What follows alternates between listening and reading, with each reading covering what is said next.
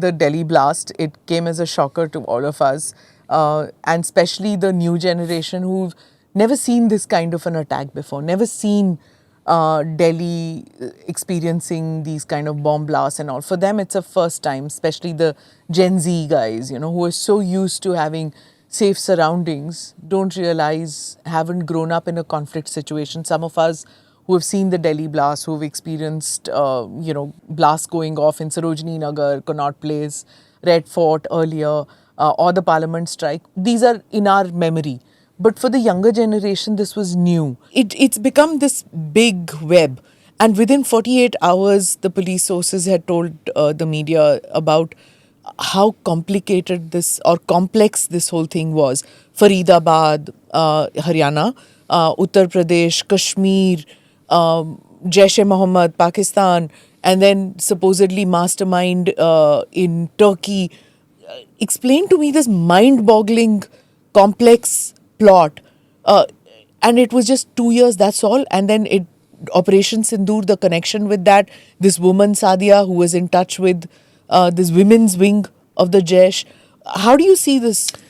So, Smita, maybe I'm a little skeptical. I will wait until all the investigations are completed and the investigating agencies have properly pieced together the whole picture.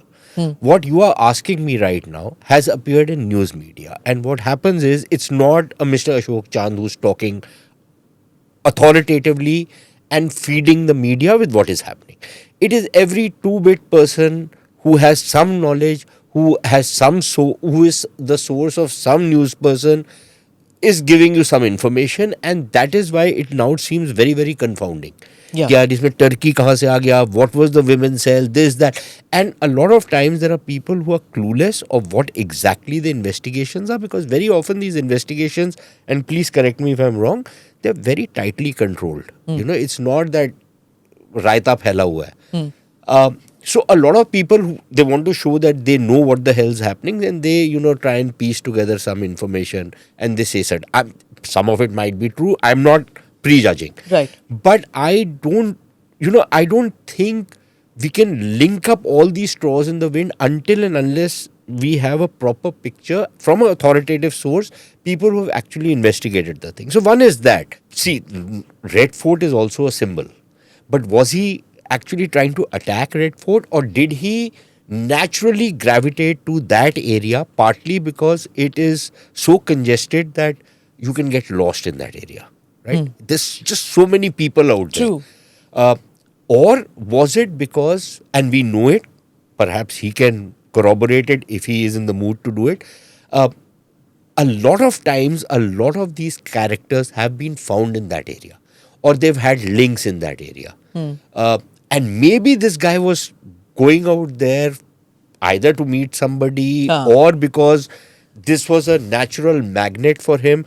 I don't know. But I can imagine what might have been happening to him, because I've studied some of this stuff, not necessarily in India, because we've not done enough studies, academic studies. But outside India, a number of people have done academic studies in studying the minds of terrorists, psychological profiling, all of that.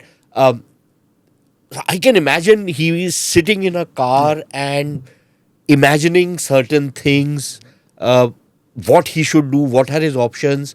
Now, whether he detonated the bomb himself, it exploded because these are the targets which we've heard again and again mentioning कि हम परचम फैलाएंगे red fort पे parliament significant to attack these installations. If you have the Prime Minister of India making Independence Day speeches from the Red Fort, right, and you have the Republic Day parade going from India Gate up to Red Fort, it is a national symbol, right?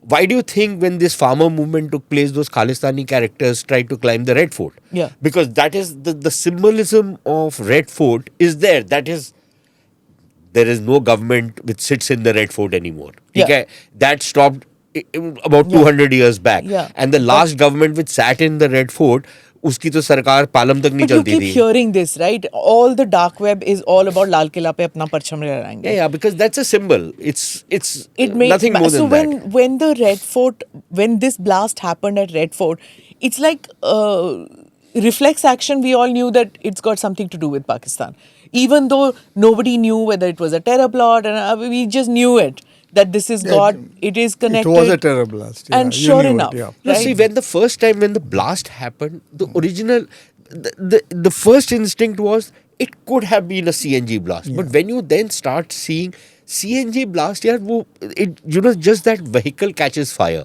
And if it's in a very congested area, maybe a couple of more vehicles will catch fire.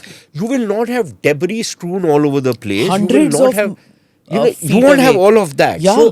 So those telltale signs then suggested that there was some Explosive material There was some inside. explosive material in the, and then of course within a matter of hours, the cops figured out, and the Ashok ji, information isn't it came out. Namaste, Jai Hind. You're watching ANI podcast with Smita Prakash.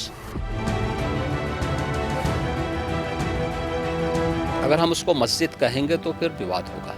The issue is टूटा है क्या भारत? 400 पार का मतलब ये है कि संविधान खतरे में है. क्या हम लोग ये निर्देश देते हैं कि फला को गिरफ्तार करके जेल डाल दो? वही तो कह रहे हैं सब. ये बेबुनियाद निराधार आरोप. सच्चा सुनना चाहो देखो स्मिता प्रकाश ANI.